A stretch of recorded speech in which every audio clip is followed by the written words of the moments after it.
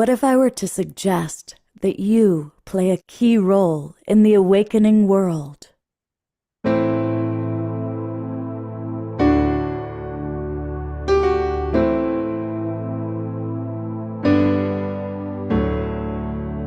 that you are watching this because you have heard the call.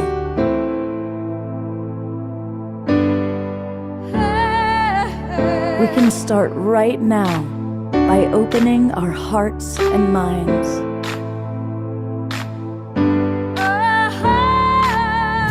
Welcome to the awakening world.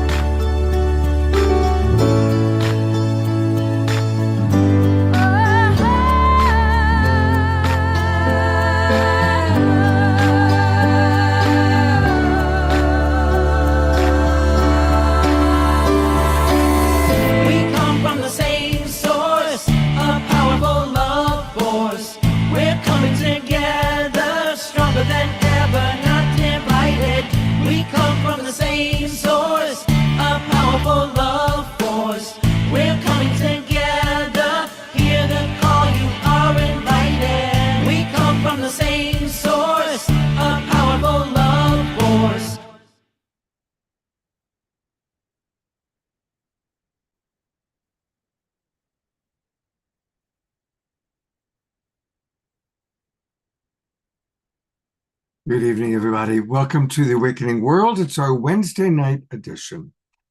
And tonight we're going to have a conversation, and we want to include all of you in this conversation. In the conversation, the topic is the end of the world as we know it.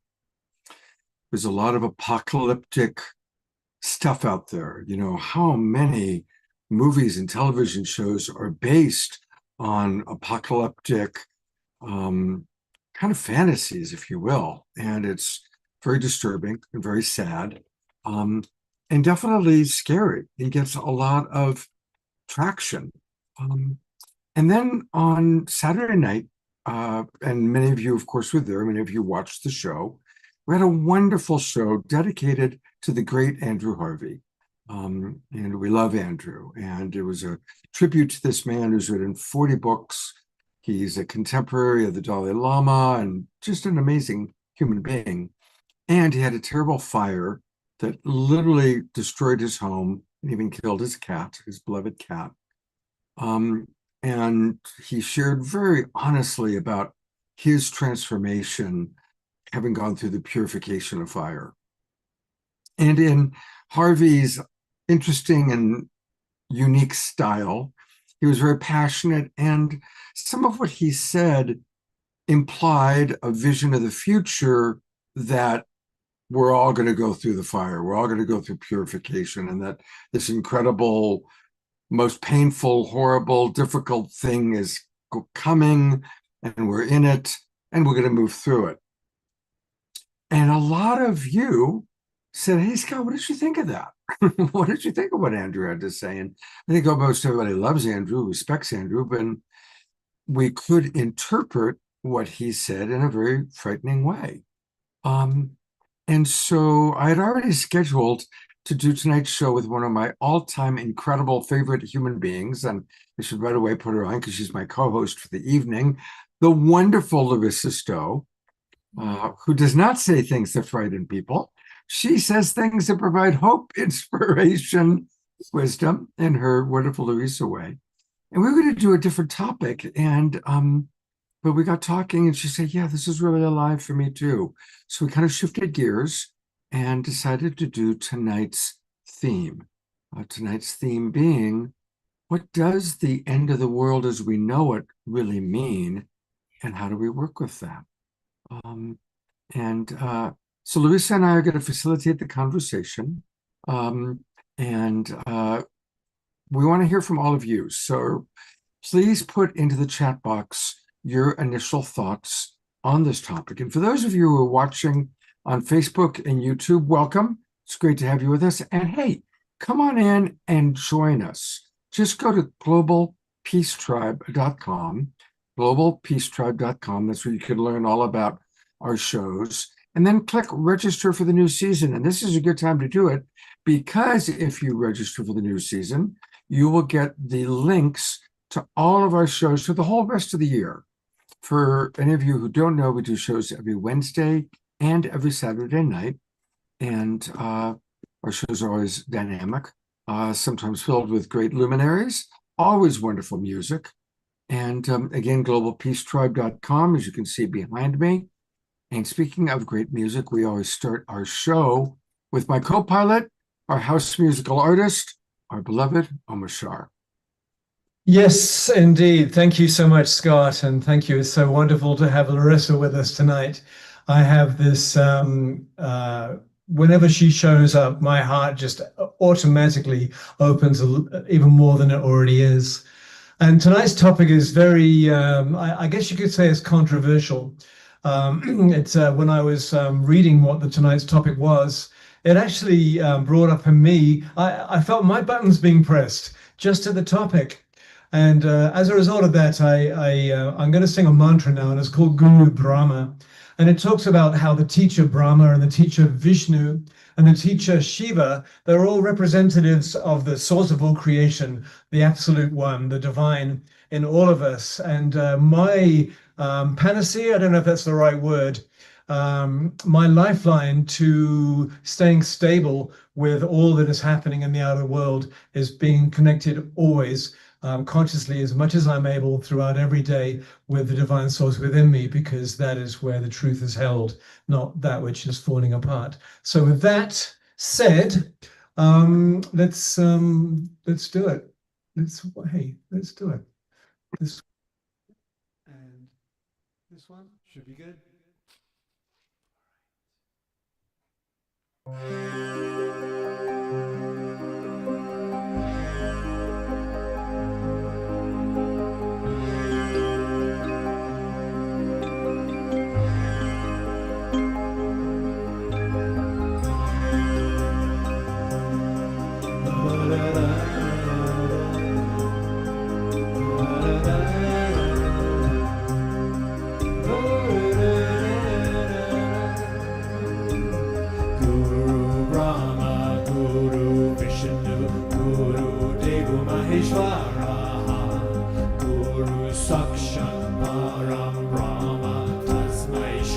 Guruve Namaha Niraye Shruva Vidyanam Dishade Bhava Roginam Guruve Shruva Lokanam Dakshina Motaye Namaha.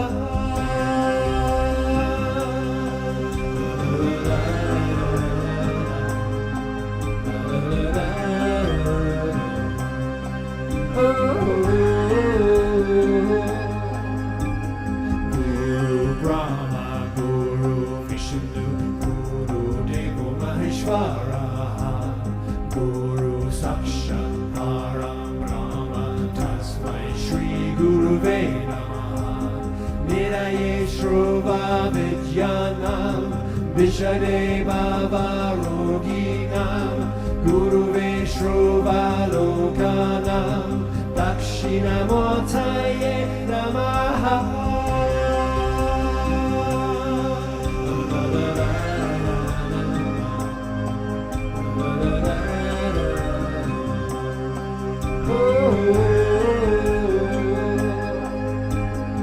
Guru Brahma, Guru Vishnu, Guru Devu Maheshwara, Guru Sakshat Param Brahma Tasmai Shri Guruve Namaha Niraye Shruva Vidyanam Vishade Bhava Roginam Guruve Shruva Lokanam Dakshina Motaye Namaha.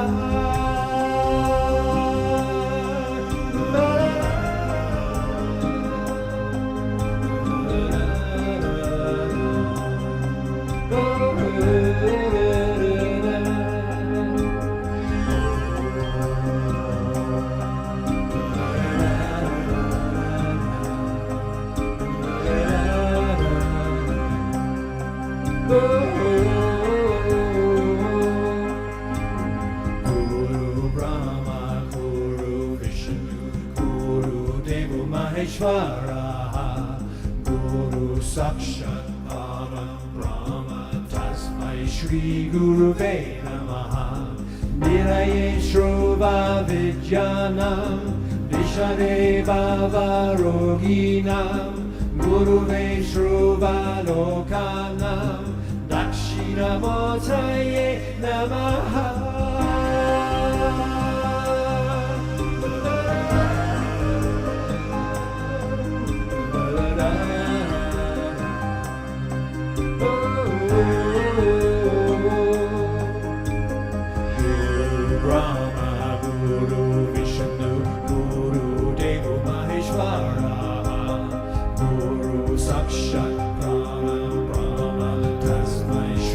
Guruve Namaha Nilaye Shruva Vidyanam Vishadeva Varoginam Guruve Shruva Lokanam Dakshinamurtaye Namaha.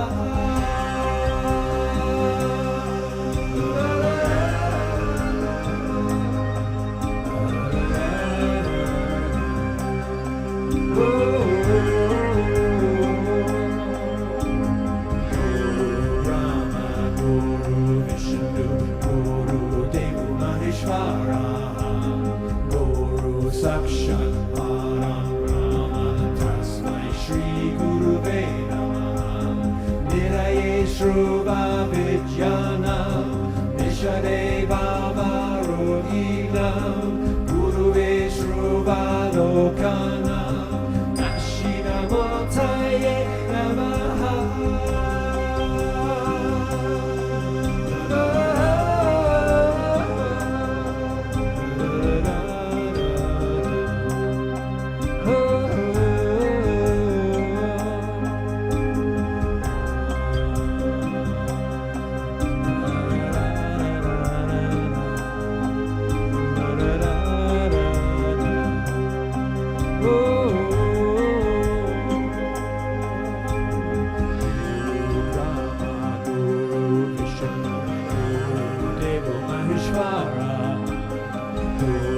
Sakshat Param Brahma Tasmai Shri Guruve Namaha Niraye Shruva Vidyanam Vishadeva Varoginam Guruve Shruva Lokanam Dakshinamurtaye Namaha.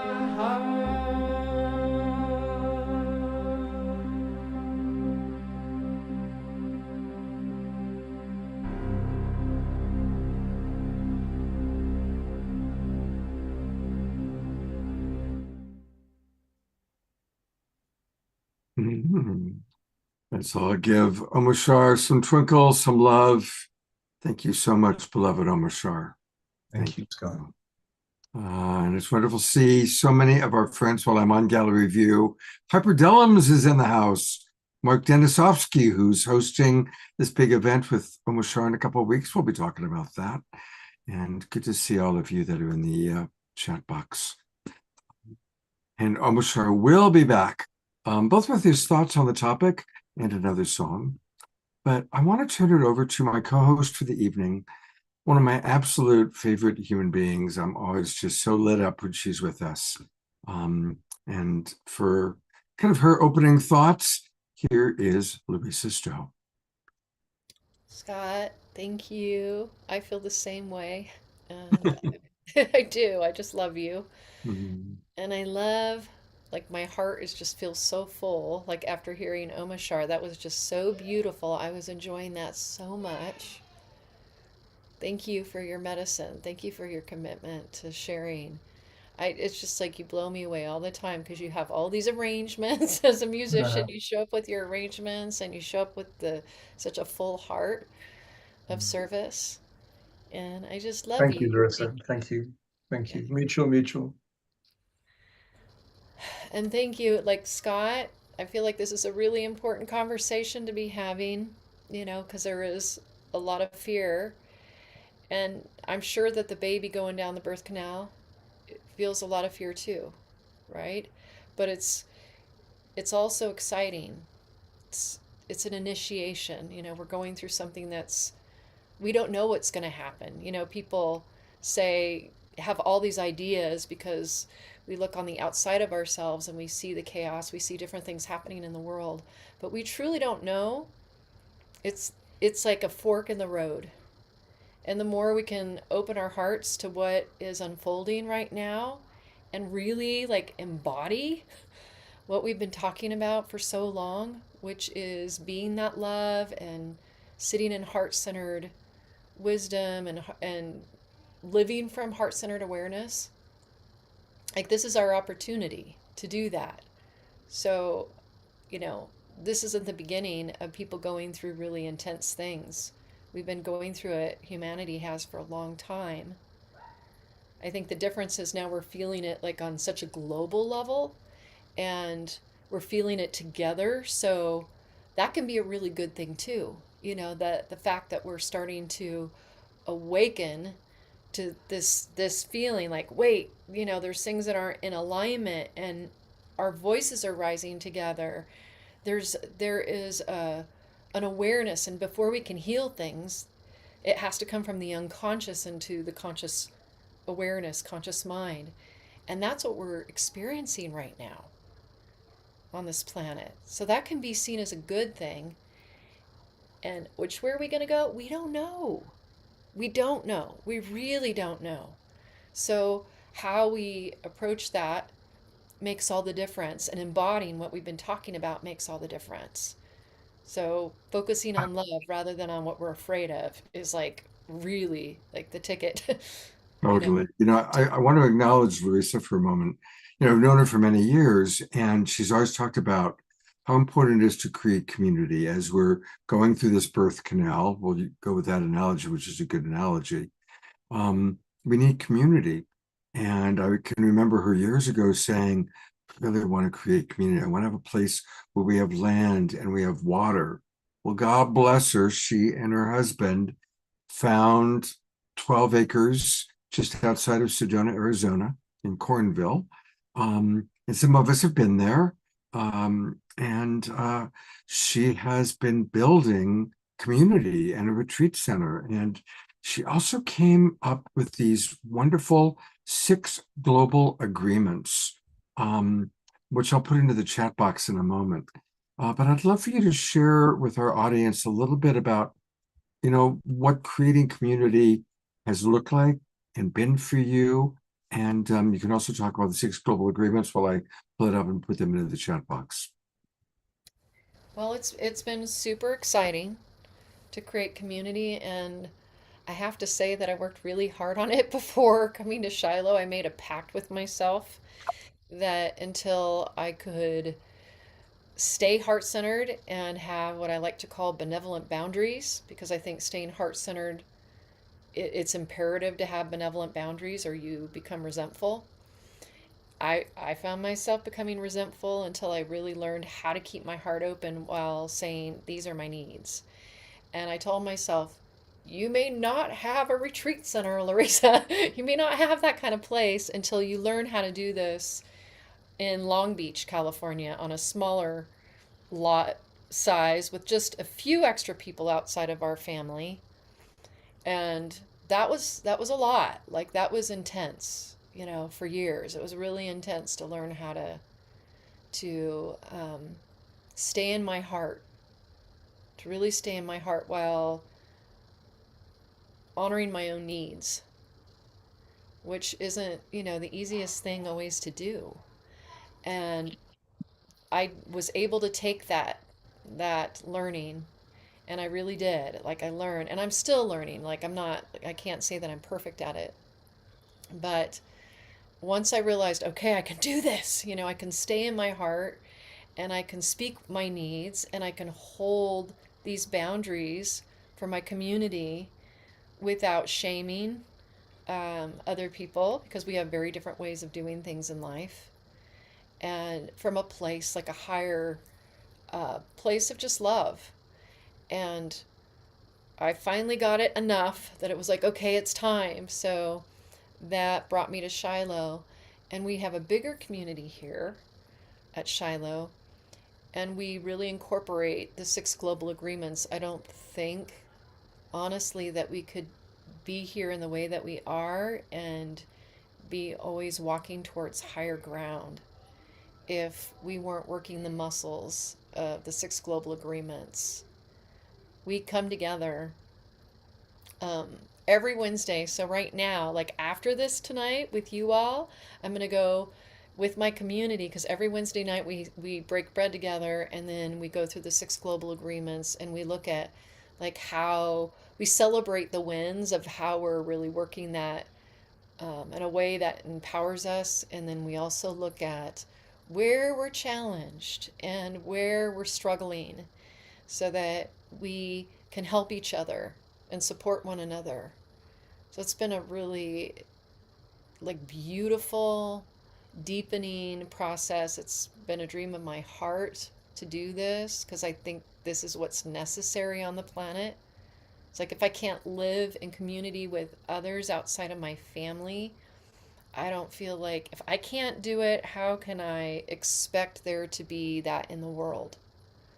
So we're doing it here, and my prayer is that we get it going so good that we feel so empowered and we've got those agreements like so in ourselves and our beingness that we can go out into the world as ambassadors of the six global agreements and teach other communities and work with other communities.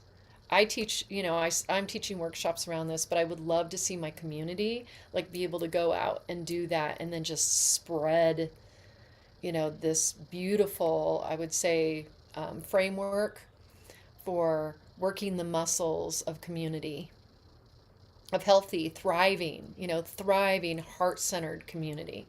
So it's exciting. I love it. I'm going to pull up. Here are the six global agreements. Can everybody see that? Okay. Do they show it? Are they showing up? Okay. Great. And do you want to kind of read the highlights of each six, like the headline for each one, Larissa, and a little bit about each one?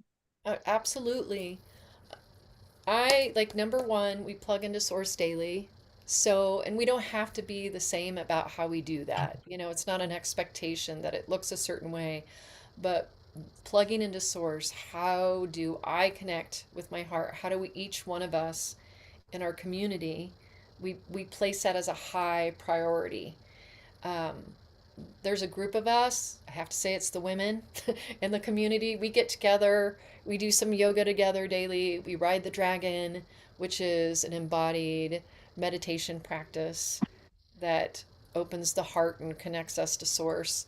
Um, but others in our community do it differently than that. Like the men are a little bit different on how they connect, but we all place that as a priority because when we do, we are more heart centered, because connecting to Source daily is truly the practice of love. I mean, that's all that it is. So that is the first agreement. And the second agreement, what we do is we are really honest with each other. So we cultivate courageous vulnerability in our community. And that just means like completely taking that mask off and it's like laying it out on the line. So I really truly believe that humility is one of the highest unsung heroes. We just don't really talk about the power of humility. And when we drop into our hearts and we let people see our struggles, it really does transform the space. It creates this intimacy, for like myself. When I drop into that, it's like I have more appreciation for myself because I feel like I'm home within myself, and then it allows for more intimacy with my community. So that's a big one. And leading with compassionate curiosity, which is outrageously important. So in our community, we, rather than sitting from that place of I want to convince you, of my point of view, we come to our conversations with curiosity and we really work that muscle because that compassionate curiosity gives us that space to really receive where somebody else is coming from and like what informed where they were coming from, and rather than projecting that they don't know and that they're, disrespectful or whatever's coming up in our consciousness. It really just opens that up. Number 4 is practicing radical self acceptance. And, when it comes to community, this one's in there. You wouldn't necessarily think, well, this one's about the self, so why would this be a part of the agreements? And the reason this is a part of the agreements is because if we can't accept ourselves and all those parts that we don't really want to look at, like our anger, our jealousy, our need to be seen, like that can be embarrassing for us. These aspects of ourself. If we don't do that work with ourselves and have full on self acceptance, it's really challenging to be accepting of others. And I find that starting with radical self acceptance, what that does, because it's not always easy to have self love, but to start with, it's okay that I feel this way. I still love myself. I completely love myself, even though I'm having these emotions. That cultivates a space of compassion. And it's much easier to have compassion for others. Number 5 is respecting each other. And this one came about honestly, because of COVID and just watching that heightened polarity that was happening in community, and people that we love were really struggling in being able to hear each other and be respectful and being able to honor each other's beliefs, because people were coming from different places but still grounded in almost the same desires for safety. Let's just, as an example. So it's respecting each other is about really knowing that we don't have to agree with each other's beliefs, but we can be respectful. Like we agree to not call each other names. We agree to not generalize or dehumanize, which is easy to do, or objectify each other. Again, and then calling upon that curiosity and just having the awareness of, am I having this conversation to affirm my beliefs, or am I creating a space for deeper understanding and connection? And then number 6, which is my favorite, I must say, is is playing together. Is playing. And playing doesn't necessarily mean that it's just about like making music or getting together and going enjoying things together.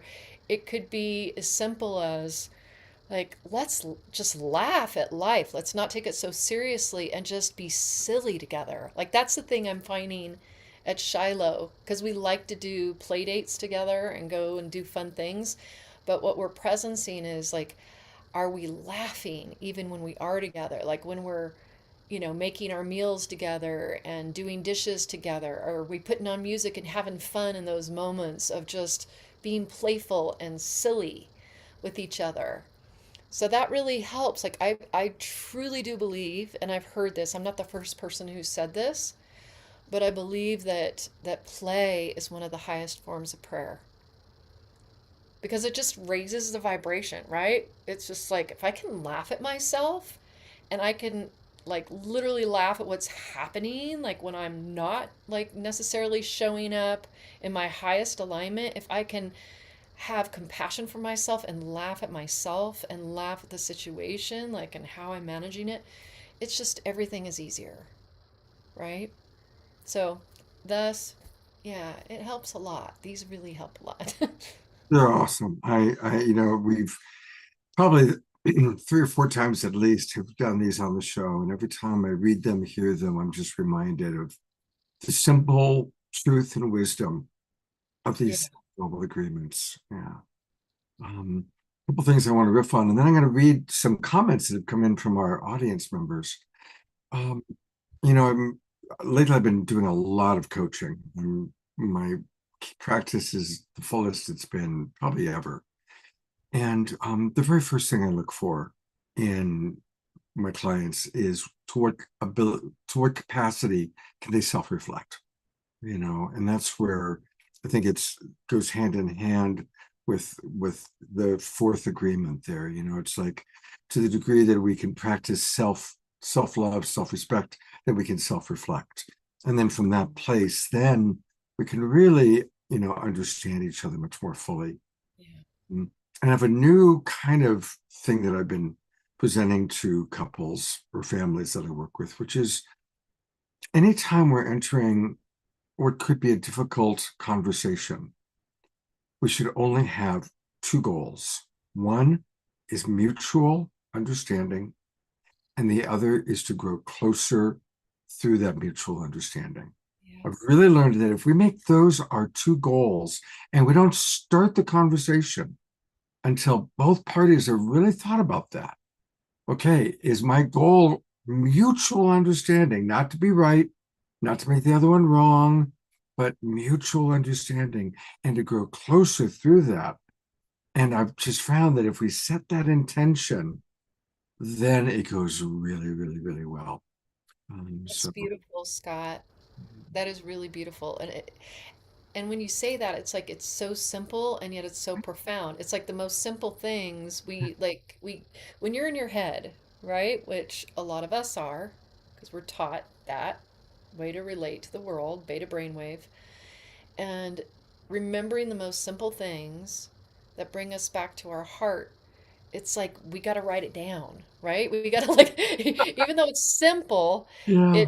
it's not always easy to remember because we tend to go into the mind space, and it's bringing ourselves back into the body, and that's just brilliant, bringing people back to Well, those two. you're brilliant too. So, okay, I'm going to read a few comments from our audience, and then we're going to bring a couple of you on, starting with Ashley. Um, Eleanor Joy is excited that Piper is in the audience, and so am I. Susan Bloomquist writes, super good advice for living in response to your agreements. And Grace Denise wrote, what wonderful agreements. And Susan also really appreciated making each other laugh. Reverend Jeffrey writes, radical acceptance of what is, then move in the direction of love. That's Lovolution, the greatest gratitude to exist. Absolutely. Omashar wants you to make songs out of the agreements. Eleanor Joy writes, I always appreciate these agreements, Larissa. They are pivotal. My gratitude to you for that. Mm. Desiree, who we're going to hear from, she's going to lead our prayer tonight, writes, connecting with Source daily is really a practice of love, in reference to your first agreement. Eleanor Joy writes, one of my tools with my personal stuff or global stuff is to ask, ask, ask for guidance and clarity. So beautiful. I'm going to call upon a couple of our audience members. I'm going to start with Ashley, as she's actually been a presenter on this show before, and she is a wise woman. Welcome back to the Awakening World, Ashley. Oh, thank you, Scott. Thank you so much. I loved everything that Larissa was putting down. I sent you a friend's request because I'd like to learn from you, your community building capabilities. I just think that's phenomenal. And that's my wink link. My strong suit is the human body. I understand it as a hologram. And when I read your email, it inspired me to come on. I thought maybe I have something to offer. And I was thinking about how the mind, our brain wants to protect itself. So naturally, we're going to navigate towards those old stories. We can't really get rid of them, but we can override them. So I like to remind myself, my mind is a tool. I choose my thoughts. And when Larissa was presenting and she emphasized connection to source, every morning, I like to bring that in. I connect with that source, but we go a little bit deeper. I move into different areas of my body. So, for example, my brain. I command and I consecrate this organ of my body in service to the Most High, to my source. And then I do the same with my heart. And then I do the same with my reproductive system, my sexual organs. And I have found that I have way less interference when it comes to negative thinking or impulsive actions and decisions when I take those steps and align my whole body with source. I call it the body matrix. And we know reality operates on wavelengths. So whatever we watch, whatever we pay attention to is what we're fueling. I like to eradicate that and give it no attention. Just focus inward, asking myself how good could it get? Because there's a lot bubbling up to the surface. But then we have a lot going really well. Like what Larissa just shared with her community. That would be a point of focus. That would be a point of reference. How good could it get? Yeah. What if we could? Why not us? And that's where we direct our attention away from the atrocities in that direction. I love it. Yes. This is That's how it. we do it. This is how we do it. That's exactly it. It's like, where are we going? This is where we want to go, We're you know? going somewhere we've never been. How good Right. could it get? Right. And if we do it, no matter what's happening, in the world around us, it's like if we're the ones and we're doing it and we're going to higher ground, like those elephants during the tsunami who are taking people to higher ground, we could be those elephants, It's your right? consciousness. Your consciousness is moving to that higher ground. Yes. Wherever you are, however you are, hold your frequency. Your mind is a tool. And wiggle your fingers and toes so you know your nervous system. If you're triggered, if you're activated, if you're having that fight or flight, wiggle your fingers and toes. It's like the simplest thing, but it works so well. Yep. And we can do this like we're clapping, right? But it's with the fingers and toes. Like I love that. Thank you. That's Well, you know what beautiful. that is? It's pattern disrupt. And what we want to do is move from the reptile brain, quick biology lesson. When any of us were first conceived, the very first thing formed, the first 24 hours after conception, is what becomes the reptile brain. It's the oldest part of the human body. It's anthropologically ancient. It goes back to the time of the dinosaurs. And so then by the time we're fully grown, it's in the back part of the brain. And when we get triggered, when we go into fight or flight, it's because something has happened that has scared us or triggered us. So we want to get back to the frontal lobe as quickly as we can. And a wonderful way to do that is to pattern disrupts, wiggling the fingers. Doing mathematical tables is a way that you could do it that actually gets us out of reptile brain and into a different part of the brain. Or as Marshall Rosenberg taught, dropping into what am I feeling and what am I needing? Mhm. I'm scared, I'm needing safety. And that self-empathy, he calls it the emergency dose of self-empathy, also can bring us out of however we're spinning into our frontal lobe and into that more centered space. And Susan says, shake it off. And that's one of the things I love to do. And Eleanor Joy says, yes. And I like, I literally just, Yeah. shake the Too. body and make silly sounds because making the silly sounds, the ridiculous sounds, then the laughter comes from that. And that's really awesome. So shaking and bringing Shake forth and that shiver and silliness. dance and quiver. Absolutely. Yes. Yes. Yes. Yes. And I Um, love this. I love this. It's good. Good stuff.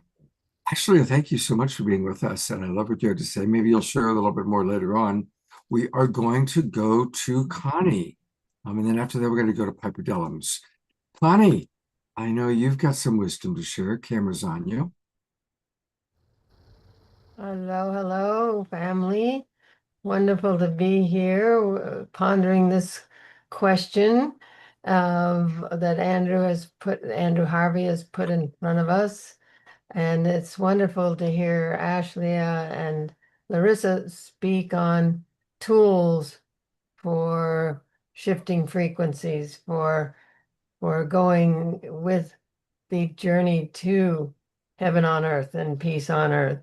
And I just wanted to say that for me, that there, and I put it in the chat, a talk I gave in 2006. I mean, I've been at this a while, in Sedona, the secret purpose of history, that every action actually serves the higher frequency of the coming of peace on earth and the lower frequency of the illusion of separateness and scarcity and fear that we've been in the vibratory level we've been in, and created all the systems that we have and behaviors as a result of that information.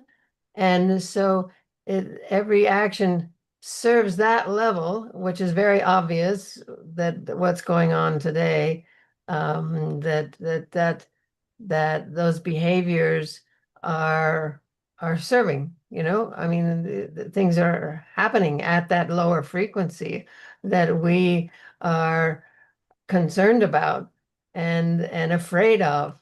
But what we have to understand is that those actions are serving that frequency, and there's another frequency that's leading to peace on earth and heaven on earth, and the consciousness of unconditional love coming to understand itself through our choices, our free will choices. That it's key that we understand that everything is a result of free will, that we and where we put our attention, what vibratory level we're putting our attention on, and how we're feeding the collective consciousness with our everything we see, everything we feel and do and believe feeds that collective consciousness. So we have a responsibility for taking humanity to that tipping point where we bring heaven on earth, peace on earth,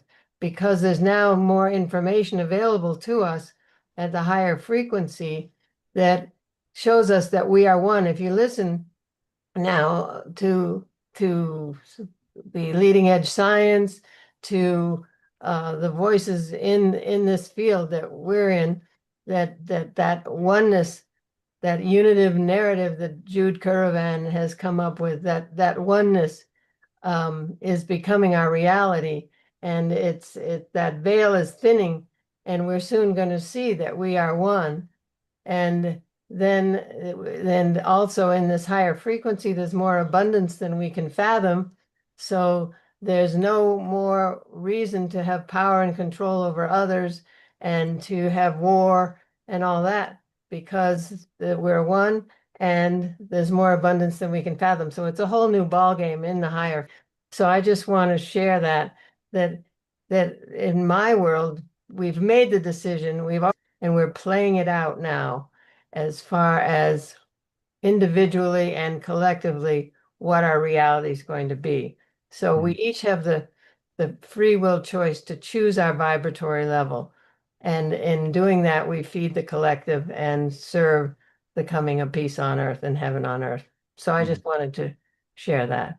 Well, Connie, thank you. And you've been living it for a very, very long time.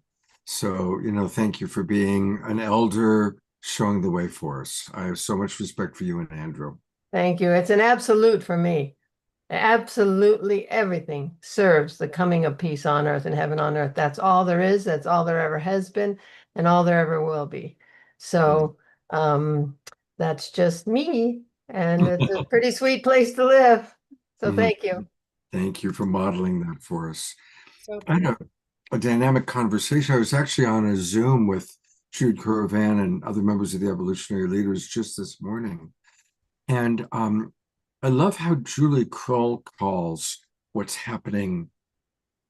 She pointed out that desperation seeks desperation, and that the old paradigm is desperately trying to hold on to the old way of being. And she said, our job is to be in hospice with it.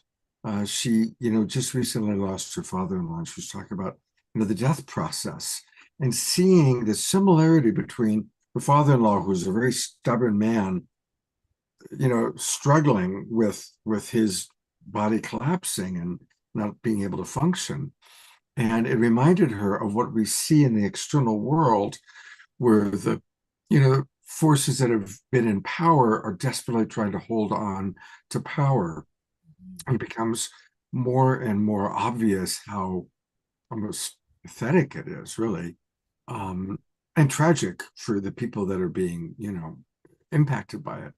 But I love her vision that those of us that are light workers that are committed, like Connie is, to the unitive narrative, our job is to hospice out the old way. So I thought that was a beautiful vision. We're going to go to Piper in a moment. I want to read what Reverend Jeffrey wrote, though. Reverend Jeffrey says, I cannot state it more clearly. The solution is 0-point energy. The energy demands of human civilization are unsustainable with current technology. The updated science confirms it is real. Experiments have proven it. It is what advanced civilizations use, our galactic family, and tapping into the energy source that powers everything is a total game changer. All right, Reverend Jeffrey has spoken. So let it be written, so let it be done. All right. We are going to go to Piper Dellums, who always has something interesting and fascinating and wonderful to share. And hello, beloved soul sister. Hi, Scott. Hi, Omashar. Thank you for those beautiful well wishes. So, this really has been stunning and uplifting, and I fear that I have come with a very different vibration. So, I'm just going to stick to, the honest place where my heart is in this moment.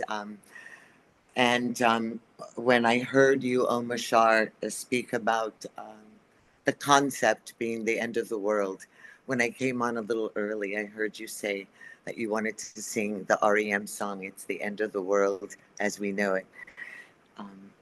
And so I took it upon myself to step into the place where I am seated right now through the whole Charlie Kirk adventure, through the two young African American men found lynched in Mississippi yesterday.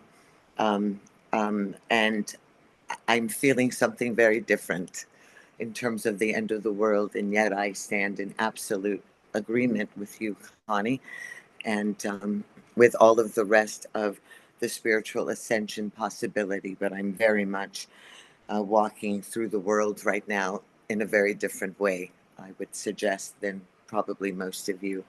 So I wrote it down this way. As you know, Scott, I always feel a little more clear when I put pen to paper. So the end of the world as we know it, with a little love consciousness attached. I said, for some, that phrase is a punchline, a rock song, a shrug at shifting tides. It means the coffee shop closed early, or the language of the streets feel foreign, or the faces in the classroom mirror a world not built solely in their image. But for us, Black women, Native women, brown kin, carrying centuries of grief, it is not a metaphor, it is a memory. It is the auction block where a mother's cry was split from her child. It is the boarding school, hair shorn, language beaten out of us with a ruler. It is the Jim Crow rope, the trail of tears, the sterilized womb. The end of the world has come again and again for us, in fire and steel, in laws written like shackles, in bullets inscribed with hate.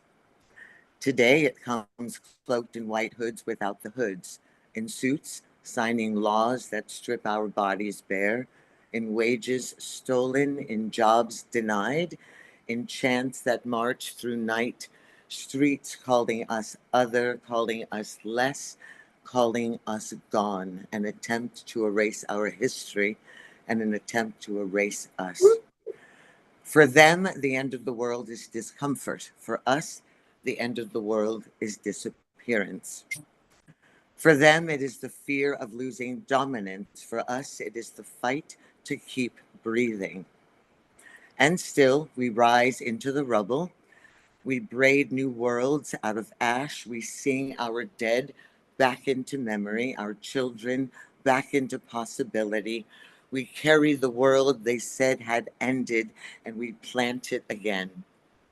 Like seeds smuggled in our hair, like prayers carved in our bones, we know the end of the world. We have walked through it many times, but we also know that every ending is a lie when the people of the earth refuse to vanish. And yes, there are allies who do not look like us, who march beside us, who lift signs, who shout, who open the doors when ours are burning. Their courage matters. Their solidarity stitches hope. But even the bravest of them cannot taste the ash the way we do, cannot carry the weight of centuries in the marrow of their bones. They can fight with us, but they do not wake each morning to the ancestral smoke still clinging to our skin. And as the world tilts, as water rises and forests fall silent, as fires eat the lungs of the earth and storms tear the poorest first, we know the truth. The end of the world is not a future prophecy, it is a present wound. The same systems that cut us down poison the rivers, strip the soil, choke the sky. The same greed that enslaves our bodies now devour.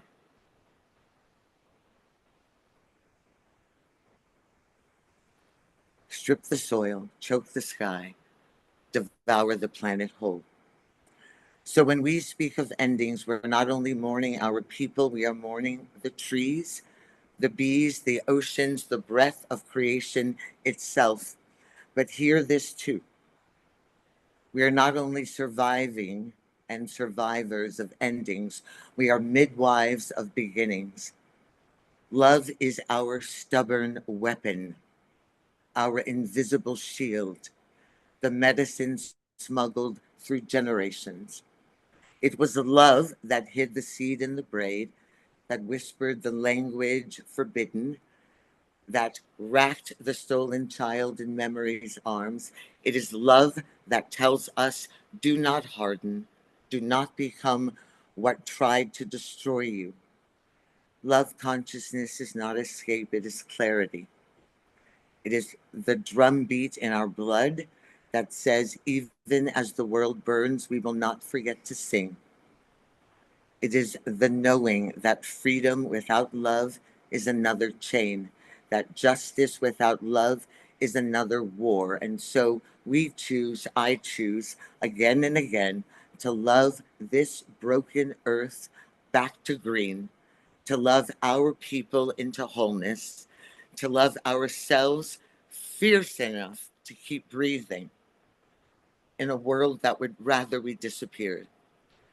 This is not the end of the world, it's the beginning of the remembering. And love is the consciousness that will carry us through it all. So that is what the end of the world now means to me. I anticipated that that you would share kind of along these lines, and I wanted to hear that, Piper, not because it's pleasant or comfortable, but because you do represent a very, very important voice that is being stuffed and silenced. I, in so many ways, they're taking down examples of slavery from the Smithsonian Institute. They are removing photographs that imply that there was slavery in this world, or in this country, I should say. Yeah, and there are whites only signs going up throughout elementary schools and stores all over the South and the Midwest. In the last 3.5 years, we have 98,000 missing African American girls and women that no one has thought to look for. There's no Amber Alert. And 347,000 jobs of professional African American women lost in the last 5 months, including my own. Those of us that have doctorates that went to Harvard and Berkeley and Yale. And so we are being erased and thrown away. So although I do believe that we are rising in this higher consciousness in this place, we are in a human experience, and we are experiencing it in a very different way. Absolutely. And I love you, Scott. And I love you. And I want us, as we talk about this, and it's actually perfect to have you in contrast to Connie, both very important voices, right? Because we do want to keep our eye on the prize, Yes. the rising of consciousness, Yes. while acknowledging the very real current human suffering. Yes. Absolutely. You know, one thing to remember is dictators never, ever last. They last for Yes. long, but they never last. Yes. Very true. Every dictator goes down. Yeah. And authoritarian rule, and that's why I kind of shared what Julie was saying about hospicing out and the desperate, just this incredible desperate attempt to go 100, 200 years back in time. Absolutely. But it's not going to happen. It's just not going to happen. Hmm. So we have to see our Yeah. way through this very difficult time. Yeah. Tremendous compassion for you. I also want to acknowledge anybody who's brown right now, you know, and it's not even safe to go to the market, to go to Home Depot No. if you happen to have brown skin. Absolutely. You know, so I want to acknowledge that. Absolutely. And I also want to embrace and acknowledge how much I love our global peace tribe and how beautiful it is to have this family, this reminder that love is still imprinted in the earth, that these seeds are still fertile. And I think it's holding this sacred place so that we don't give up, that we don't kneel down on the road and make a decision not to stand back up. And so I thank you, Scott, and you, Omashar, for this continuation of never giving up on humanity and on us as a family. And always embracing me as your sister. And I love you deeply for that. I'm going to read a few of the comments that have come in, mostly in reference to what you shared, Piper. Ayada, who, by the way, we're going to celebrate Ayada's birthday a little bit later tonight. She writes, I am weeping deep inside, hearing all that you're sharing, Piper, both from the tragedy and horror. And because your words touch our hearts so profoundly, so deeply, you call our hearts forth. Remind us of what we are truly made of and the redemptive power of the human heart and soul. That as a species, we are still a work in progress. Oh, yes. Eleanor Joy writes, this family, also known as Framily in reference to Diara, is critical. Scotty Satori writes, steady the ship, stay focused on the mission. Susan writes, Godspeed for the dictators to go down. Ashley writes, it is always darkest before the dawn. Eleanor Joy writes, you speak the truth so beautifully, Piper. And Carol Craig writes, I'm disgusted by the going in reverse of what I thought was progress. I cannot live with my relatives who are okay with what is happening with the current administration. Claire writes, these are the voices of unpleasant truth that need to be heard, understood, and help in reverence. So thank you, Piper. Thank you, my love. Larissa, I'm in a moment, I thought we'd go to prayer and then a Larissa song, but I wanted to see if there's anything you wanted to share in reference to Piper and what Piper just shared. Piper, that was so beautiful, so profound, so eloquent, and how you share the grief, you know, of yourself and of so many, and while sharing your grief, you know, what I hear is that commitment to love, and I just pray that as a collective, that all people that are right now who are feeling marginalized, who like you are feeling like they're being disappeared, I just pray that, like you, that they focus on love, because I know it's like if we look at the microcosm as it relates to the macrocosm, like within our own bodies, our DNA is doing this spiral,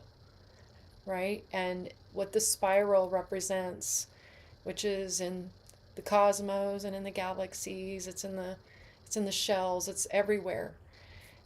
this spiral shows us that we are learning, but as we learn, we always come down. We contract before we go up. And consciousness hasn't completely gotten this yet. And I heard, Scott, you said that somebody said, I thought we were making progress. And the truth is that we are, but what happens is it always goes down. Do you get this lesson? Have you gotten this lesson yet? Have you embodied this truth, this wisdom at the deep of the deep? And right now we're being shown that we need to embody it. We understand it. Well, we know it, but we haven't completely understood it, meaning we haven't stood under that knowledge completely yet. Right? So it goes back down. The pendulum swings to the other side so we can see what's out of alignment. And your words are so important because you speak for so many people. And so many of my friends, my community, is experiencing so much fear around this feeling of being disappeared, and I just pray that for everyone who feels that way, that we can just look like, okay, we're deepening, but we're going to rise. We're going to rise higher in love because we are seeing the interconnectedness of all of us, regardless of our sexual preference, regardless of our color of skin. It's like we are the body of God. And we are hopefully awakening to that at deeper and deeper levels, But thank you, sister. Thank you so much, for using your voice and speaking what is hard to speak, but needs to be spoken. Thank you. You're beautiful. I'm going to read a few more of the comments that have come in. Thank you, Larissa. And then we're going to go to our prayer, and then Larissa is going to bless us with some music. Ayada asks, Piper, could you please share here in the chat about the statistics of missing Black women and girls? I can't remember, and I'm feeling so much deep sorrow in this moment. Also a message for you, Piper, from Lori Ann Speed, Tatiana's mother. Dear Piper, I see your heart in the tears as they flow. I wish the world were different and that your burdens today were completely unknown. I'm just so sorry. Your pain and suffering is seen in this moment, and I thank you for including us in your suffering. Thank you, Lori Ann. That was beautiful. And Scotty's pointing out that Julie Kroll on the Facebook Live apparently is asking Piper to connect her. So I'll connect you with Julie, Piper. Christy writes, my heart aches hearing this. I remember when Karen S., who's in the Zoom room with us right now, shared her fears of the return of Jim Crow. I'm so sorry these old conditions are returning. And finally, Connie writes, yes, dear Piper, an insightful expression of a world out of balance, which has created the circumstances you describe. It has never been aligned with universal law, and now the love of the human heart brings new realities and ways of being. Carol Craig writes, I carry a deep wound of shame of my white race for the oppression exhibited towards so many different groups, but especially with Black people. I married an immigrant, a beautiful Black man, and was privileged to enter into communities I would never have experienced otherwise. I witnessed such humiliation directed towards him, but his ability to be humble where I was outraged. I can never say how much this has touched me as a privileged white girl. And Karen S. writes, I just found out today that a college student in Mississippi was found hanging from a tree on his campus. I just have to add the saddest thing about that 21-year-old college student. The police there in Mississippi, because it's not the only body, it was almost within hours. And they said, we don't know if there's foul play, but that young Black man had his arms and legs broken. So he certainly didn't climb up that tree with broken arms and legs himself. but yet it's still being investigated, as we don't know if it's foul play. Yeah. Well, I think it's a good time for us to go into prayer. And leading our prayer tonight is Desiree. So I'm turning over to you, Desiree. Thank you, Scott. Oh, that is a lot of heavy stuff, and that's a lot of hurt. So I'd just like to start there. Let's all join together and begin by taking a nice big breath in through the nose and out through the mouth. Asking that we raise our vibration, bring in the love, the joy, and the happiness we know is capable here on Gaia today. We know that that love is within all of us. Just within some of us, it may be hiding. So I ask that we bring in that love, that forgiveness, that higher vibration, that we turn to our neighbor with acceptance, that we turn to ourselves with acceptance, and that we begin to spread that everywhere within our communities. We forgive the past. We forgive ourselves. There we go. That's opening up the crown a little bit more. There we go. Very good job. And with that forgiveness, we allow that space for love. We no longer look at other people as different, but we see the oneness within ourselves, the oneness within our communities, the oneness within our neighbors, the oneness all around us so that we can join in that love together. There we go. I'm asking for the strength to rise above that which is not of the highest good and that which is not of love. I ask for learnings from the past of the things that not only that we have experienced, but also that others have experienced, that we no longer have to continue those patterns. Very good. I'm asking for healing for Gaia, for herself. As the forests and the trees and the plants breathe, breathing in that oxygen, or breathing that carbon dioxide to release oxygen, spreading that throughout the entire world, calming the storms, healing even the hearts of the plants and the animals, so that the things that we go to find our peace in, that there's more peace there to be found. There we go. And do it in a way that brings in that dear energy, that gentle, that kind, that supportive, that nurturing, that understanding, that patience. Very good. That inner knowing as well, the clarity. Beautiful. And I just want to take a minute to thank all of you. Each one of you that are on the call today, each one of you watching, and just appreciate the love that you have within yourselves. Appreciate that you take your time here today to join in community, to help spread that love, spread that awareness, spread that knowledge. Thank you. Namaste.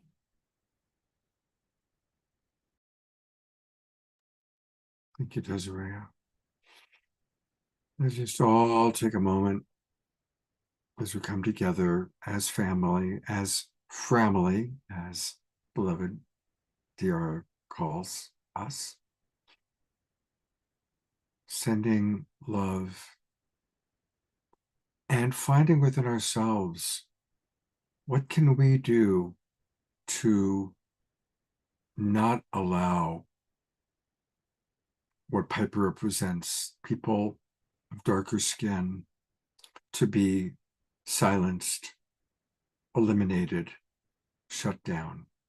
How can we embrace them, give them a voice, let them know that we see them, we celebrate them, we honor our brothers and sisters of color, and we stand with you through this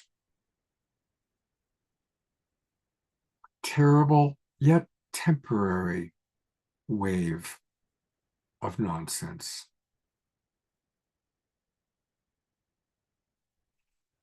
Sending love and finding that passionate desire within ourselves to make a difference in whatever ways we feel called to do so. And with that, I'm going to turn over to my wonderful friend and co-host, Larissa.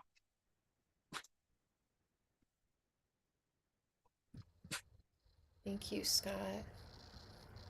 I just wanted to acknowledge Ayada's that she proposes that we make kind-hearted space for grief that we're all feeling, and let ourselves feel that as community, and not just rush into changing the feeling into love. She says the love will come as we embrace the horror of where we are at in our world, and just allow the grief to wash us, and thus create the opening in our hearts and spirits for love to emerge with grace. And that's really beautiful. Accepting, what is arising, and accepting the grief and allowing for that grief. Because our grief really is the measure of how much we do love. The depth of our grief is an indicator of how much we love. So, wanted to share a beautiful song from Yogananda, a chant. Listen, listen, listen to my heart song. I will never forget you. I will never forsake you. I will never forget you. I will never forsake you. I've known this song since I was a child. It was brought home to me on a cassette tape from my parents visiting this community, a spiritual community called Ananda. And Kriyananda was a disciple of Yogananda, and he had made a recording of this song. And as a child, I always felt like the presence of Yogananda as a teacher who was looking out for me, that he would never forget me. And I felt that safety. But as an adult, what it is transformed into for me is I understand now that my soul, that the God within, the presence within, is actually what never forgets Larissa, and never forgets all of us and what we are going through, no matter what things appear like on the outside and what's happening on the outside, that we are never forgotten. That in love and in God, we are never ever gotten, and nobody can ever disappear us. Even as our bodies do. Even as our bodies, that we are loved at the core of the core. And I invite us to feel into our own soul and this mission that we said yes to, coming at this time on the planet right now, in the middle of the holy unmaking of what it means to be a human right now.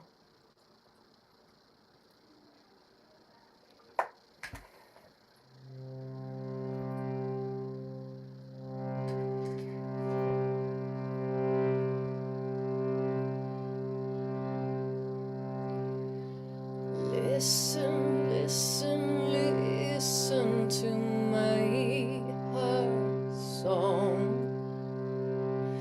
Listen, listen, listen to my heart song. I will never forget you. I will never forsake you. I will never forget you. I will never forsake you. Listen. Listen, listen, listen to my heart song. Listen, listen, listen to my heart song. I will never forget you. I will never forsake you. I will never forget you. I will never forsake you. Listen, listen, listen to my heart song. Listen, listen, listen to my heart song. I will never forget you. I will never forsake you. I will never forget you. I will never forsake you.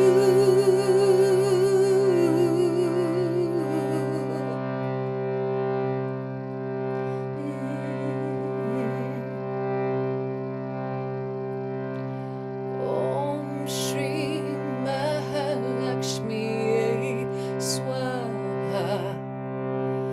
Om Shri Mahalakshmi Swaha. Om Shri Lakshmi Swaha. Om Shri Lakshmi Swaha. Om Shri Mahalakshmi Swaha. Om Shri Mahalakshmi Swaha. Om Shri Lakshmi Swaha.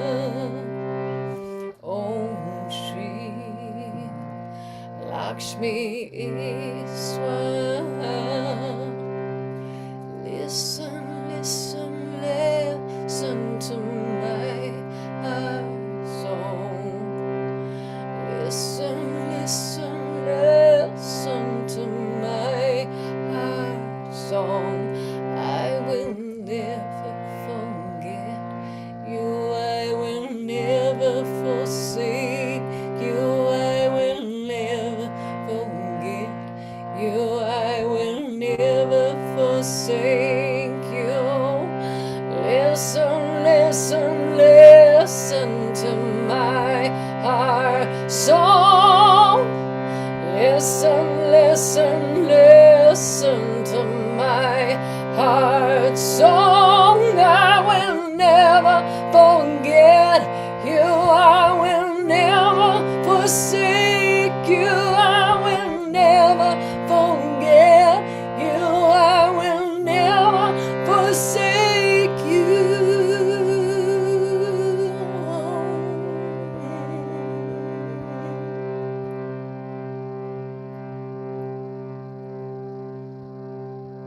Listen, listen, listen to my heart song. Listen, listen, listen to my heart song. Listen, listen, listen to my heart song. Listen, listen, listen to my heart song.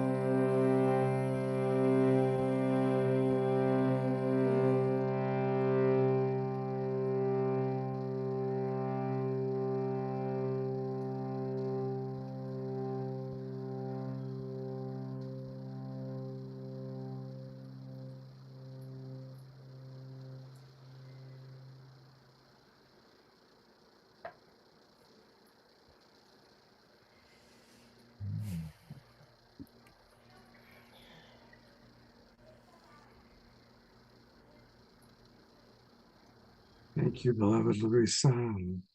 Thank you, beloved Yogananda, who I do believe is so there for us and brings us together and is such a great soul. So thank you. Thank you. Thank you. Thank you. And thank you, Piper, again for presencing. Like you took us so much deeper. You know, really, you took us deep. You took us deeper because it's like without feeling that peace and the suffering and without the grief, it's so. I mean, that's what's going to bring the healing is allowing for an opening to receive like how that affects you and so many others. And I just want to say, you know, no matter what happens, you know, history has been erased so many times. This is not the first time. But if we can all together, all of us who stand in this awareness that we are interconnected, that we are interdependent, and that we are the body of God, that together, that we need all of us. Those of us who truly remember that at the deep of the deep, it's like that is going to be what awakens us on that global level. And then we will never go back. We will never go back. We will get to that place where we will never go back to being disappeared because you can't. It will all come out. All the truth will come back. All of it will. All of it will. With that love.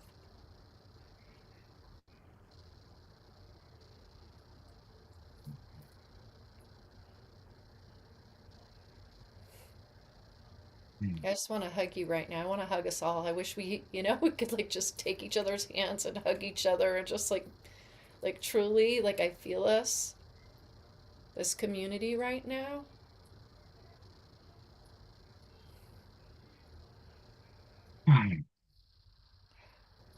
Ayada writes, I agree with Larissa. Piper, I deeply appreciate the powerful truth telling you do with us. We need to hear what you share. So please know you do. We represent, just as Piper represents the part of the world that certain people in power are trying to silence, we represent the majority of people who do not want you to be silenced and want to hear what you have to say. But we will never forget. And that's the truth. We will pass it down orally. There's too many of us now. So no matter if that happens, if because we know the internet can just like change history in a heartbeat if it wants to, but we will not forget and we will continue to share and we will continue to be there for each other because we know the truth. I think one of the most powerful things that you're speaking here is that it's impossible to forget or to erase or to delete when the truth is present.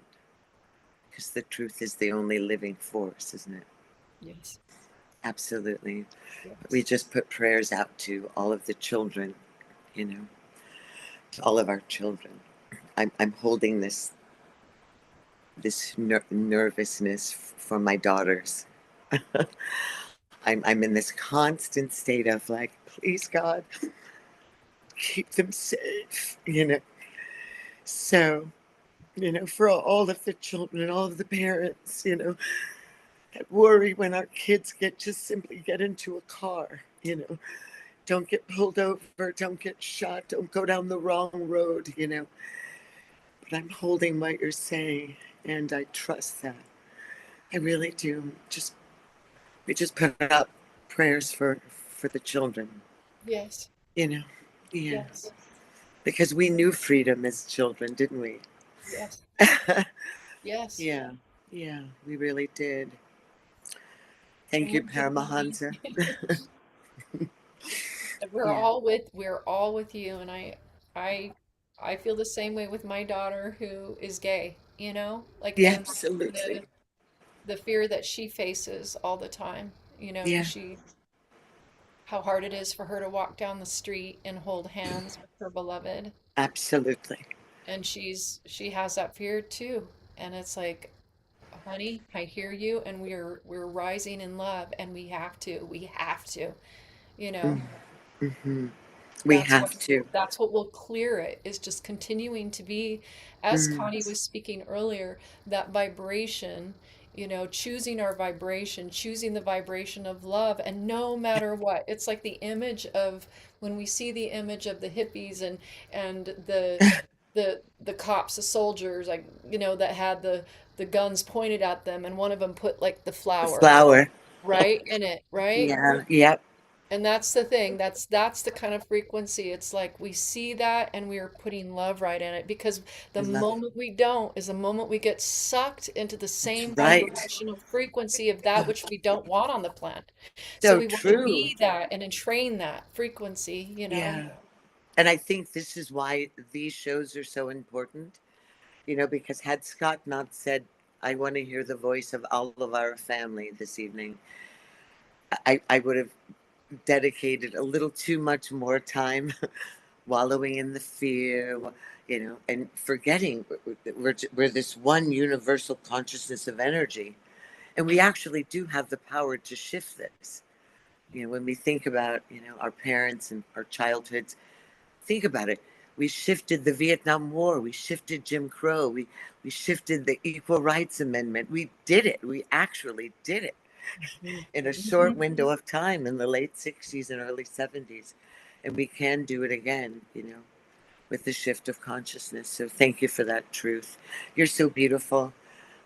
I'm hugging you and I'm sending so much love to your daughter. I'm doing that too. Those are our squishy. Those are squishy love fingers. I know. But I'm squeezing you. Thank Yeah, you. yeah. I Thank send you, so much Pepper. love to your daughter. Tell her never stop loving. Never stop loving. Yeah. Yeah, we're And your getting through this. daughter, your kiddos, it's like I know. all of us, and I know. They're just going through it because they're also Jewish. And I told my daughter's like, I'm afraid to go to synagogue. What's going to happen at Rosh Hashanah? And I said, your grandfather survived Auschwitz, mm, you know? yeah. Yes. You Yes. keep going. You keep Yes. We going. And keep I'm going no matter sorry what. that I That's what we also came made to you do. brown. Like they got a lot against them. But I'm like, just keep going. Yeah, we're going to make it.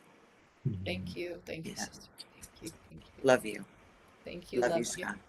Mm, And I thank love that, Desiree, you're just putting prayers over all of us right now too. That is Thank you. exactly what's Thank happening. you. Clearing that throat chakra so we can speak that truth, raising that vibration, bringing that love in, just rip opening that heart chakra and going, here it is. Yes, thank you. thank you.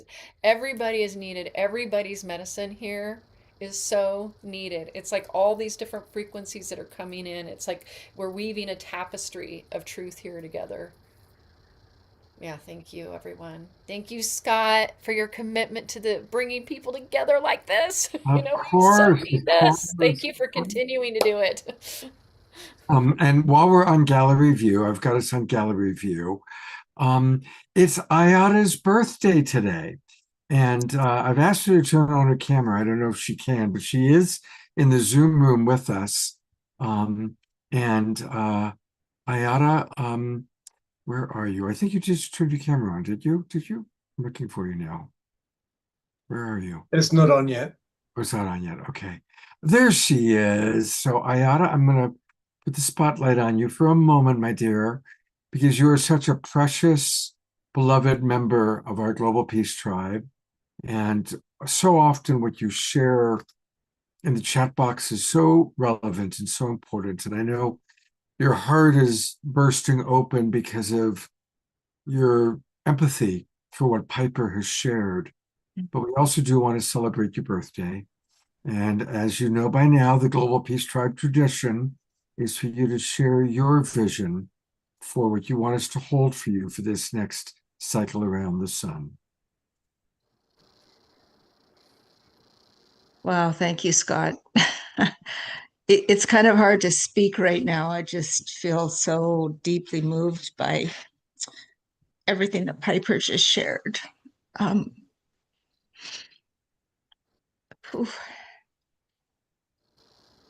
guess my hope or desire for my next year is the same as my desire for the world. And that is that we, as we're pulled down into the depths of these challenges we're facing, and I'm dealing with a lot of them in my life right now, that we grow in powerful ways that we haven't been able to before, and that we all support each other, that we reach out to each other, that we're deeply moved and touched by the kinds of things Piper has just been sharing. And it sort of breaks our hearts open, but it strengthens us as well. It unites our hearts and our community and our world. And so, yeah, may we all be on this journey of awakening together and supporting each other. And yeah, thank you, Scott and Omashar, and for this. This community is so powerful. Thank you, everybody. This is a big part of my life. We love you very much, Hayata. Thank you so much for being with us. And happy birthday. How is your son doing? He's going through quite a transition. About a month ago, he had to have about 4 toes amputated because of this severe blood infection. I won't go into the details, but yeah, it's profoundly changed his life. So, but he's in healing mode and working with it, and we're all doing our best to surround him and support him through it. Yeah. Thank you, everybody, by the way, for all the love and prayers and support through this journey. Maximum grace for you, Ayada. Maximum grace for your son in his recovery. Thank you. We love you. Love you too. This is International Peace Week. And Saturday night's show is going to be dedicated to International Peace Week. And we've got an amazing lineup. Brother Phil, Jayuri Ma, Louisa Tish, and Cornflower will be with us playing music along with Omashar. But I wanted to share a little special thing from Becky Suzik. Becky sent this to me today asking if I would share it with our Awakening World audience. And here we go. Pause the world for peace. Join May Peace Prevail on Earth International and let's plant your very own virtual peace pole. It's easy. Choose virtual, select if your pole is in a public or private place, add your location name, type, and website if you have one, enter your name and email, and join our email list if you like. Next, find your location on the map. Type the address, find your location, then on the purple bar, find and click OK. Now you get to make it yours. Upload a photo, maybe of you from Times Square. Write a brief summary about why peace matters to you. Give your peace pole a name and hit submit. That's it. You've planted a symbol. I've paused this because the point is, if you get out your cameras and you point it at the QR code, this will take you to where you can learn what she's just been showing us, how to get your very own peace pole and plant it. I'm so proud of my peace pole. It's the very first thing when you enter our new home that you see when you come down the driveway. It's right there. And we all can now get our own peace poles. And it's really important for us to get peace poles, plant them in our homes and our front yards. So I'm leaving it up for everybody to get out their cameras and join the global campaign to plant virtual peace poles, as well as actually getting physical peace poles. You can do both, virtual and physical. So we love Becky Suzik, and thank you, Becky, for the peace pole movement. It's really, really exciting. And yes, Carol Craig saw Cornflower in a short reel. We're excited. Yeah, he was playing with Fish, the band Fish. All right, we're kind of winding down. If there are any final thoughts that anybody wants to share in the chat box, please do so. And I'm going to bring Diara up. As we were kind of in the green room prior to tonight, we were all talking about, as we were meeting, I said, oh my God, there's deer walking across my roadway that I can look at. And then Diara pointed out that she's got baby bucks playing in her yard, as we can see. And Larissa mentioned that she had just seen deer. And so the question becomes, what is deer medicine? And the great Jimmy Sams, who literally wrote the book, Animal Medicine Cards, there it is. So, Diara, what would you like to share with us? Sure, thank you. So, deer is gentle, and there's a parable where deer came upon this creature, and Fawn's eyes were filled with love and compassion for this oversized bully of a demon. And the demon was astounded by Fawn's lack of fear. No matter how he tried, he could not frighten Fawn because her love had penetrated his hard, hardened, ugly heart.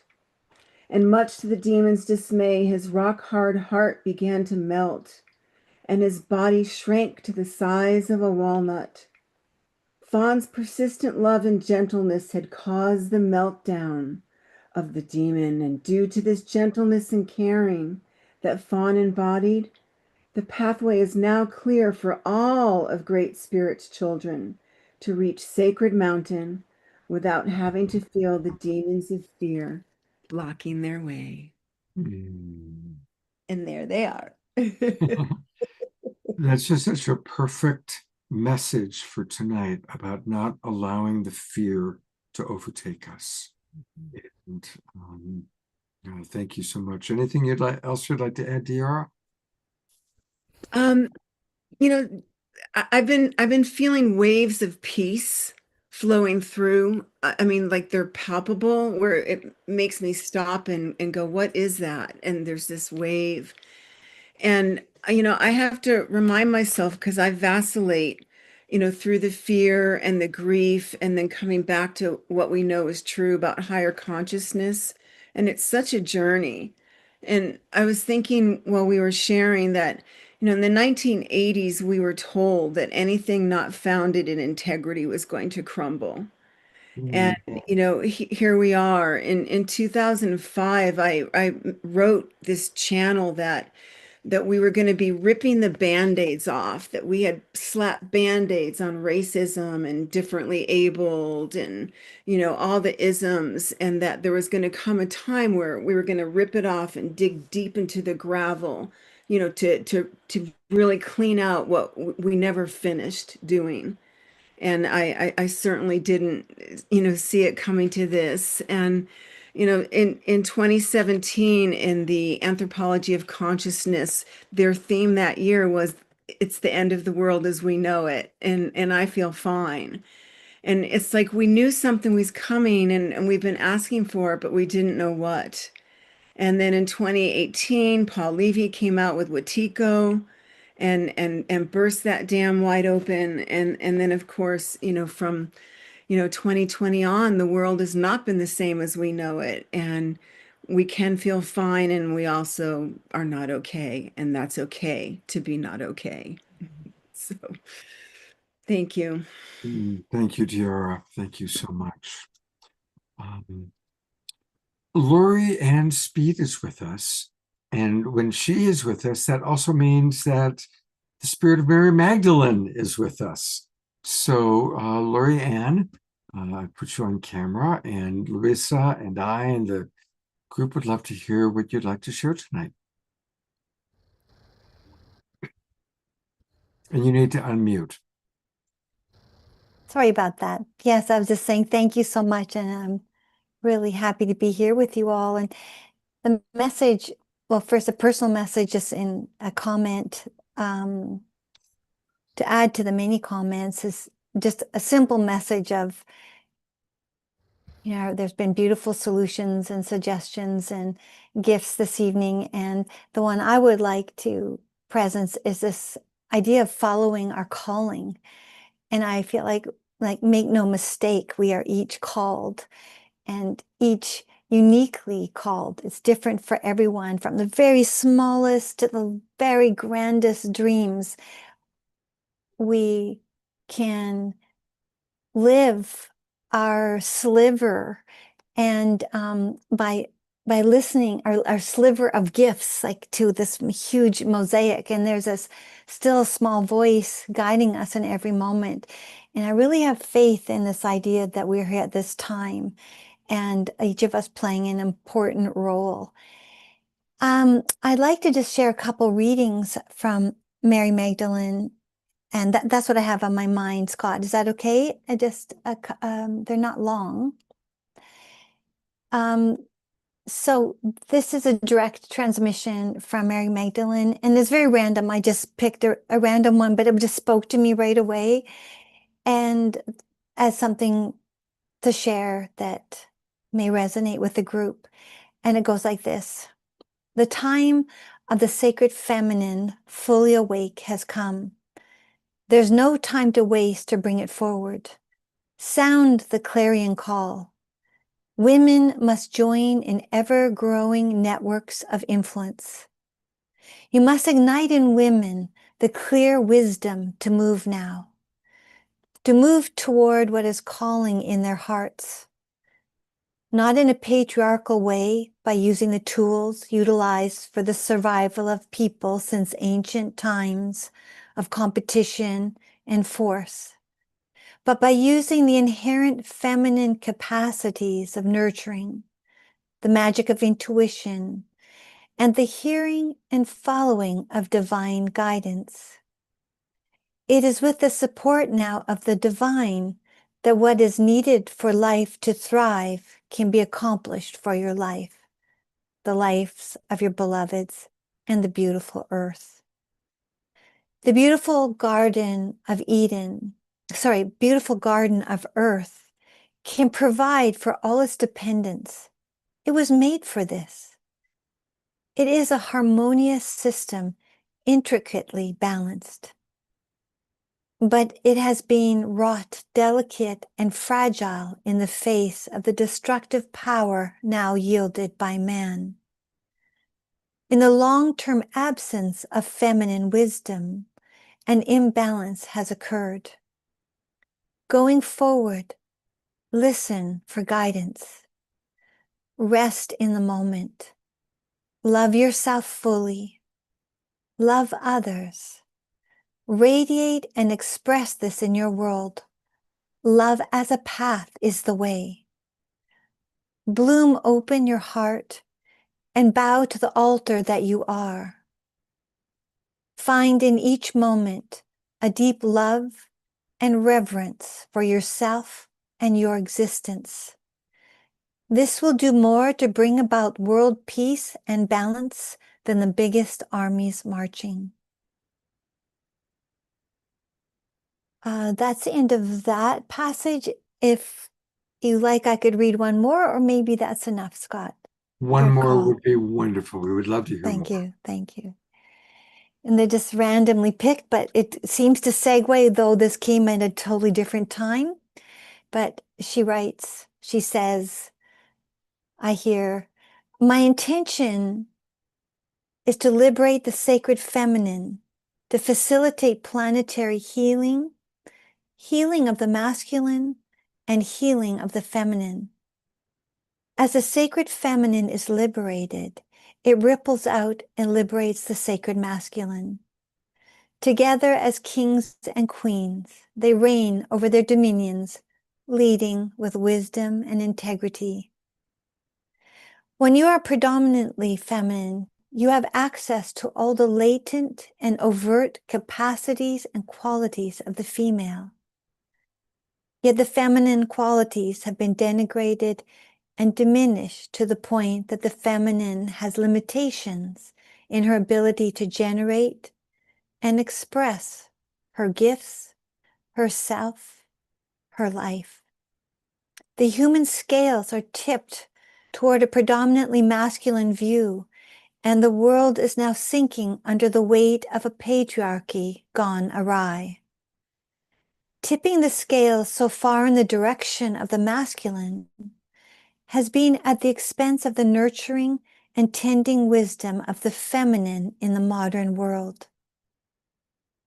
The great mother in nature takes care of creation, but the patriarchal weight of exploitation and denigration in the name of survival, greed, and power, up until now, has had a deeply negative impact on planetary life. An aspect of the feminine quality is the inherent instinct to nurture and care for life. There are, of course, other qualities as well. Thus, we see that the balance of life on our planet has been sacrificed. The patriarchy as an energy force, not individually, has a dominant energy field and impact. Up until now, it has not had a healthy relationship with the feminine. And without a healthy relationship, the expression of the masculine could not be anything other than what you see today. How could it be otherwise? It is only in having a healthy relationship to the feminine that harmony with nature and creation in general could prevail. Thus it is, my intention is to liberate the sacred feminine, to facilitate planetary healing, healing of the masculine, and healing of the feminine. And together we rise. Thank you.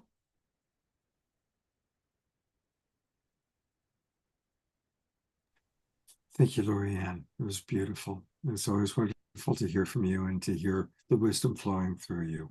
Thank you. Karen S., who's probably been with us from the very beginning. I think she came in literally in the very first Saturday Night Alive, wrote something quite important for me to read. So this is from Karen S. She writes, I know that part of my mission in this lifetime is to help others navigate the changes that we are going through. I know that things will eventually get better on the other side of this current very dark time. Many think this is the end of everything, but I know that there have been massive changes and shifts on this planet a number of times before, and mankind somehow survived and will do so again, although it may get very uncomfortable during the shaking. That is what keeps me from falling too far into despair. And Pam writes, thank you, Karen. You share so much wisdom, and I'm grateful that we have you here on the Global Peace Tribe. And Pam, you speak for all of us, absolutely. I'm going to bring my wonderful co-host up one last time as we wrap up for any final thoughts that you'd like to share, Larissa. I'm just grateful. I'm just grateful to be here tonight. It was so much more heart opening than I even expected. And I just would love to presence every single person, you know, Lori just sharing her piece, and Dara for sharing hers. I don't know if I said that right. Diara.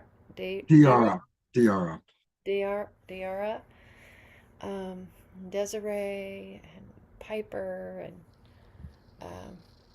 saw that I froze there for a second, but it's like all these just beautiful, absolutely heart-touching, Omashar, you, just like, and can't remember her name, Ashlia, I don't know if I'm saying that right, but it just, everyone, you know, all these beautiful weavings, Connie, and even everyone who spoke in the chat box, there's just so much love here. And there's so much understanding, and I'm sure there's different beliefs even within this group, and yet the support that's present, and the love that this is what we're doing, This is what you started during the pandemic, and it continues. Like something really dark that we all experienced created something really beautiful. And you followed that, your heart song, you followed that calling. And I just know that if we all continue to do that, we continue to gather, we continue to support one another and open to each other and hearing, even when we have different ways of seeing and experiencing life, if we just open to learning and growing, we're gonna do this. We're gonna make it to that evolutionary leap, that evolutionary leap, really, of new earth that we've been talking about. It's happening, and we're Yeah. birthing it. Thank Yes. you. Yeah, Yes. we're doing it. I am going to bring beloved Omashar on. And I'd love, before we go to the closing song with Omashar, I believe you and he are going to be doing something this Sunday. Yes, I'm so excited too with Omashar. Beautiful. Yeah. Okay. You took the words right out of my mouth. And International Day of Peace Summit on this weekend on Sunday. It goes from 9 a.m. to 9 p.m. Pacific time, and it's echoesofone.com, which Scott has just magically appeared. And so I am hosting half of it. I begin around 10. I begin at the beginning, 10 a.m. Yeah, 10 a.m. Mountain Time, which is 9 Pacific, I think. And so I come on and I play 25 minutes, and then I host for 4 hours.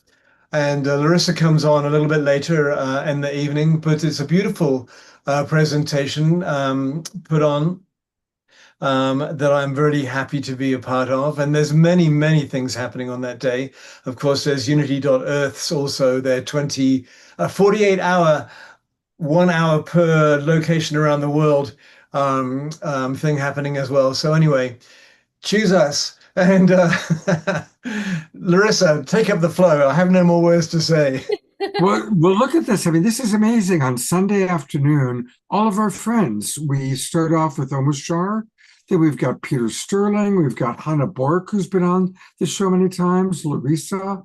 So this is an amazing thing to know about. Mirabai Davy, Lenore Call. These are all of our friends. It's a pretty amazing little thing that we've been invited to, and that we're conspiring to change the world with one ripple at a time. And I think it's like Eastern Standard Time in that time too, right?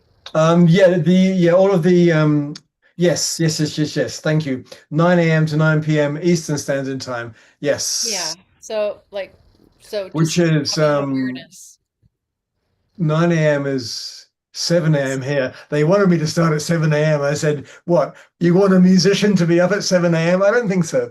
And so we rearranged it for me to start at 10 a.m. Mountain. So yeah, but it does start earlier. Yes. Yeah, Well, looking forward to it. Larissa, thank you so much. I always love the opportunity to be in your presence and your wisdom and just your big, beautiful heart. Love you so much. Thank you, It is amazing, Larissa, and what you were saying about Piper. It's amazing when the truth comes in, how much deeper we can go. And I mentioned to myself that I felt sobered by Piper's sharing, and but what it did was just open this bigger place in my capacity to love, and for that I am so grateful. And we can only go as high as we go deep. That's right. Like truly, we can only go as high as we go deep, and she took us deep, into that deeper place, into the grief, into the reality of what so many people are facing. And you take that and you go that much higher, and then that sphere, that bubble of light just gets that much bigger because of it. So I'm grateful for just, yeah, all the different threads that came through today is just so powerful. It's such a beautiful community. And Omashar, your music, your commitment to show up every time for Scott, you know, and the community is just incredible. It's just Scott's so the dude. And what's for dinner tonight, Larissa? I know that you're going to have a meal soon, and I want to be there. well, tonight, because of being on here, normally we start earlier. Like we have our dinner like at 6. We start making food together. We have it at 6 and then we meet. So I was fed earlier. I was taken care of and they're waiting and I will go and I will go to Well, the community. thank them for allowing you to be present with us. Yeah, I will. Thank you.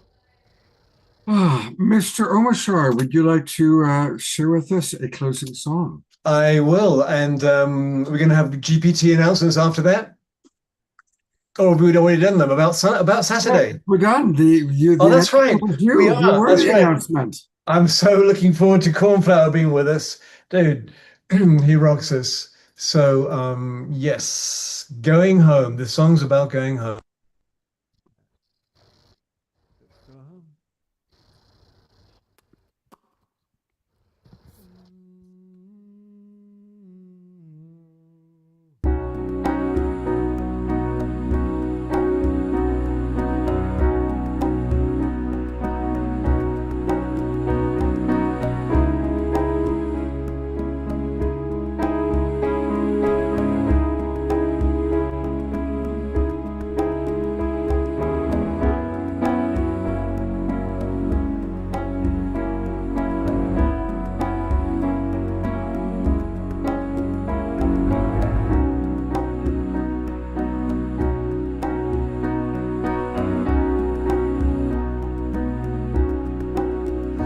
Songs about going home,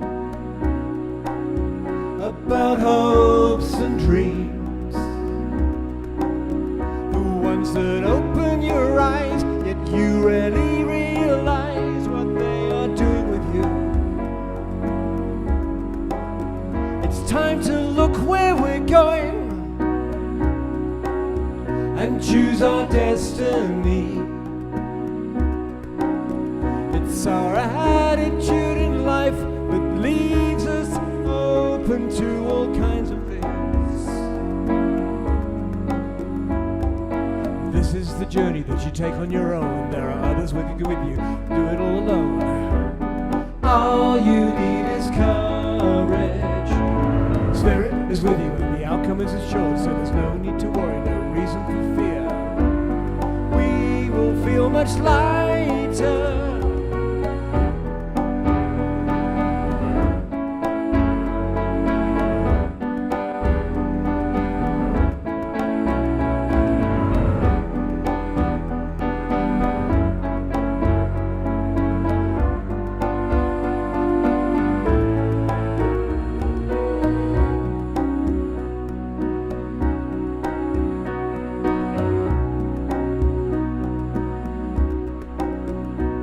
Use what you know well,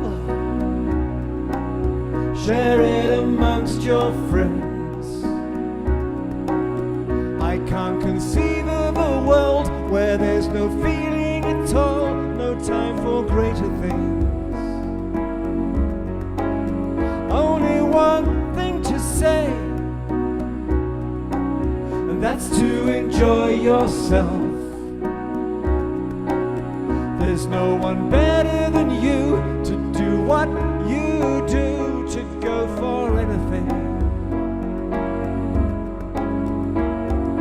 This is the journey that you take on your own. There are others going with you, yet you do it all alone. All you need is courage. Spirit is with you and the outcome is assured. So there's no need to worry, no reason for fear. You will feel much lighter.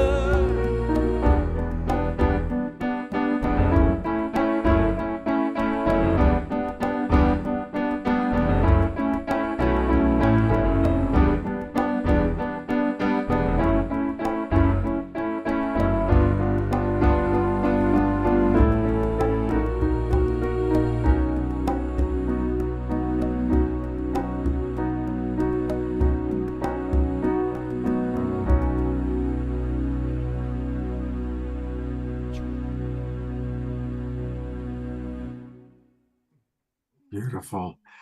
Let's go to gallery view one last time.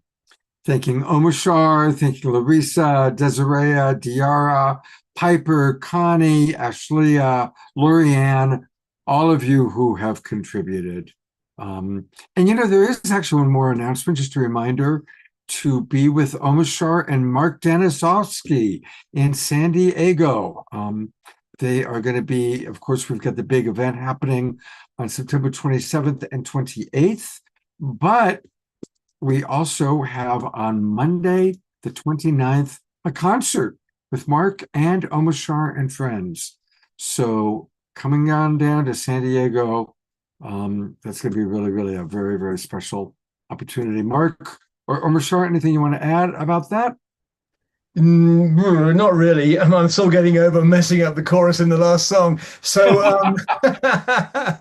it's funny that I'm getting more and more present each time.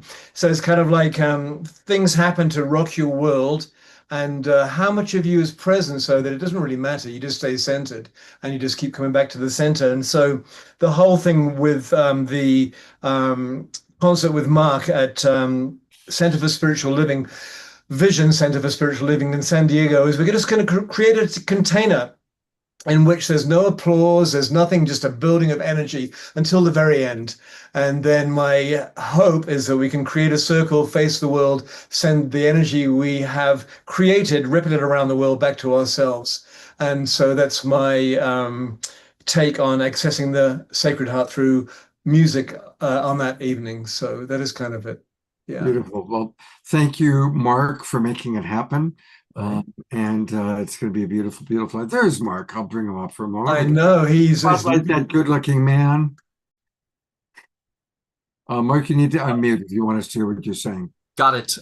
So on the brochure that you showed, there is a link there to get online tickets. We will be live streaming it. It was just up there. Scott just showed it. It's up there now. There's the QR code down the bottom left. Do the camera thing, grab that, and yes, Mark, isn't it? Right. So anyway, I've been the musical director at Vision for 18 years, although I'm going to become a cactus hugger in Arizona and Tucson starting in February, getting out of the Southern California vibe. So this is, but Vision, we do great live streaming. It's a beautiful space. It holds 200 people if you're able to be there. But also the live streaming will be really great. And Larissa inspired me. There was a piece that I wrote when I was heavily meditating at Self-Realization Fellowship. I wrote a piece called Leucadia, which kind of interpolates one of Yogananda's cosmic chants. So, but it'll be quite a thing. It'll be quite a thing. I don't know if we're going to be able to keep people from applauding, though. I must say that's like I know. It's like hurting, we'll like hurting cats. I'm allowed to have a dream. Yes. Yeah. But so anyway, it'll be a beautiful event. I play the piano. I've worked in theater for 40 years. And I've been the accordion soloist with the San Diego Symphony for 25 years.